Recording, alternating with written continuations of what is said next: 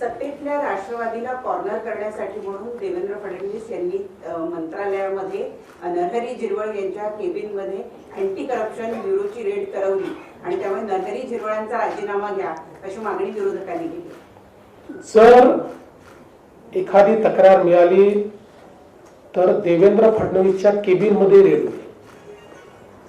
त्याचा काही देवेंद्र फडणवीसशी संबंध नसतो, त्याचा काही नरहरी झिरवळशी संबंध नसतो। आपल्याकडे मी अँटी करप्शन ब्युरोला स्पष्ट सूचना दिलेल्या आहेत की तुमच्याकडे ज्या वेळेस एखादी तक्रार येते, कुठल्या लेवलला तक्रार आहे हे बघू नका। त्यांना पूर्णपणे मी स्वातंत्र्य दिलंय की तुम्ही त्या ठिकाणी जाऊन कारवाई करा। त्यामुळे अशा पद्धतीनं जर कोणी मागणी करत असेल तर कारवाई होईलच। उद्या माझ्याही कार्यालयामध्ये जर कोणी एखाद्या व्यक्तीने अशा पद्धतीनं व्यवहार केला तर त्यालाही पकडण्याची मुभा ही मी दिलेली आहे।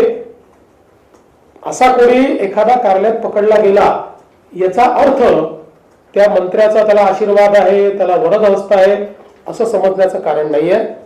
तसे पुरावे अद्याप तरी कुठलेही नाहीये।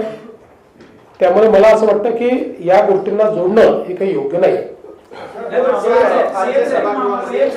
आणि सगळ्यात महत्वाचं म्हणजे आम्ही तीनही पक्ष हे अतिशय समन्वयाने चाललो, त्यामुळे आम्हाला असल्या प्रकारचे धंदे करण्याची आवश्यकता नाही। लोकशाही मराठी ऐका, पहा, जागरूक रहा।